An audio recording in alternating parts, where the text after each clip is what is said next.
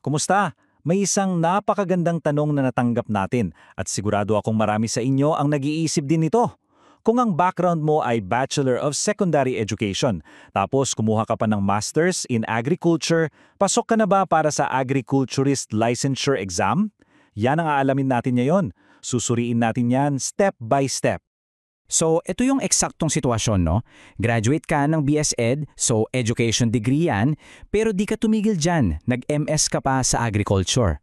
Ang tanong na yon, with that combination, qualified ka na bang sumabak sa board exam for agriculturists?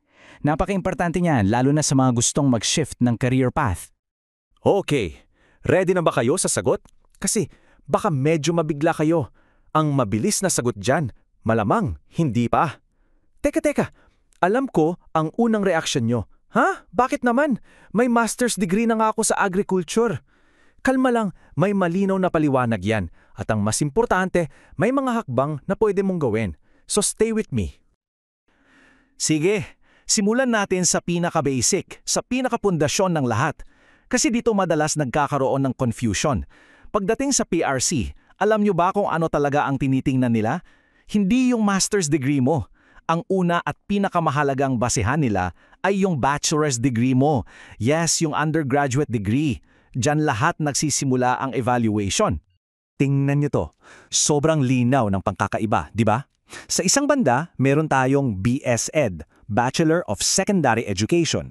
Ang kurikulum niyan sinadya talaga para sa LET, yung board exam ng mga teachers. Ang focus, pedagogy, yung sining ng pagtuturo. Sa kabilang banda naman, yung BSA o Bachelor of Science in Agriculture, iba ang mundo niyan. Ang buong programa nakatutok sa mga agricultural sciences para sa ALE, yung exam ng mga agriculturist. So makikita nyo, parang magkaibang highway yan na may magkaibang destination. At para wala talagang duda, ito ang sinasabi mismo ng rules, ika nga. The primary requirement is not the master's degree, but the bachelor's degree. Malinaw na malinaw yan. Kumbaga ito yung batas na sinusunod ng PRC. Kaya kahit anong ganda ng master's mo, kung yung pundasyon, yung bachelor's degree ay hindi tugma, doon pa lang may problema na. Okay, so ngayong alam na natin na bachelor's degree ang tinitingnan, ano naman ang hinahanap nila sa loob ng degree na yon? Dito na tayo papasok sa pinaka-importante, sa pinaka-critical na parte, yung checklist. May 6 na subjects or subject areas na hahanap ng Board of Agriculture sa transcript of records mo.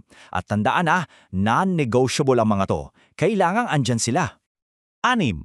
Itatak nyo sa isip nyo yung numerong yan. 6.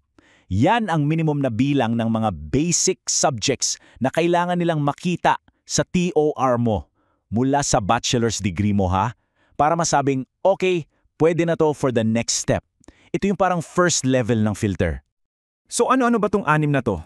Eto na sila. Kailangan mo ng 2 crop science subjects, 2 crop protection, 2 animal science. Tapos, on top of that, kailangan mo rin ng soil science, agricultural economics and marketing, at agricultural extension and communication. Now, dito nagkakaroon ng problema. Kasi kadalasan, kahit yung mga BS-Ed na major sa agri-fishery, kulang sa specific combination na to. Bakit? Kasi nga yung core ng BS-Ed ay pagtuturo, hindi yung technical side ng agriculture. Gets nyo? So, balik tayo sa tanong, paano na yung master's degree mo? Sayang naman, di ba? Ano ba talaga ang papel niya sa buong application na to? Ito, linawin natin para wala ng confusion. Nakasulat yan sa batas ang basehan ng qualification ay yung baccalaureate degree or yung bachelor's degree mo at yung transcript of records mo ang ebidensya. So yung MS degree mo, gaano man yan ka-impressive, hindi siya pwedeng gamiting pamalit o pantapal sa mga kulang na subjects mo sa undergrad. Hindi niya kayang i-override yung requirement na yon para makapag-exam ka. Magkaibang bagay sila. Baka may nakarinig din sa inyo nung registration without exam na pathway, yung para sa mga may MS o PhD na. Well, ibang usapan yon, ibang-iba yung proseso nun at sa pagkakaalam ko malabong available pa yan ngayon.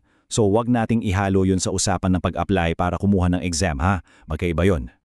Okay? So after all that explanation, baka medyo na-discourage kayo, no? Baka iniisip nyo, ay wala na pala akong pag-asa. Teka muna. Dito na tayo sa pinaka-importanting bahagi. Anong dapat mong gawin? Ano yung action plan mo? Kasi merong paraan para makuha ka ng sigurado at official na sagot. Bago ang lahat, huwag munang panghinaan ng loob, okay? Lahat ng sinabi ko, yan yung general rules. Pero tandaan nyo, ang final say, ang huling desisyon, ay nasa kamay pa rin ng Board of Agriculture. Silang titingin mismo sa mga dokumento nyo at magpapasya. So, anong gagawin mo? Ito yung step-by-step guide. Number 1, ihanda mo yung official transcript of records mo. Pareho ha, yung sa BSED at yung sa MS mo. Number 2, pumunta ka mismo sa pinakamalapit na PRC office. Huwag sa fixer ha, mismo sa PRC. Hanapin mo yung application division. Third step, mag-apply ka for evaluation. Sabihin mo, gusto ko pong ipa-evaluate ang credentials ko para sa agriculturist licensure exam. And finally, number 4, hihintayin mo yung official assessment nila. Sila yung magsasabi sa'yo ng totoo. It's either okay, pwede ka nang mag-exam o kailangan mo pang kunin itong mga subjects na to. At least, malinaw. So, in the end, ang tanong na kailangan mong sagutin ay ito. Yung kwento ba na binubuo ng transcript of records mo, yun ba ang kwentong hinahanap ng Board of Agriculture? Ang tanging paraan para malaman yan for sure ay sa pamamagitan ng opisyal na evaluation ng PRC. Huwag manghula, huwag umasa sa sabi-sabi, kumuha ng opisyal na sagot. Good luck sa journey mo!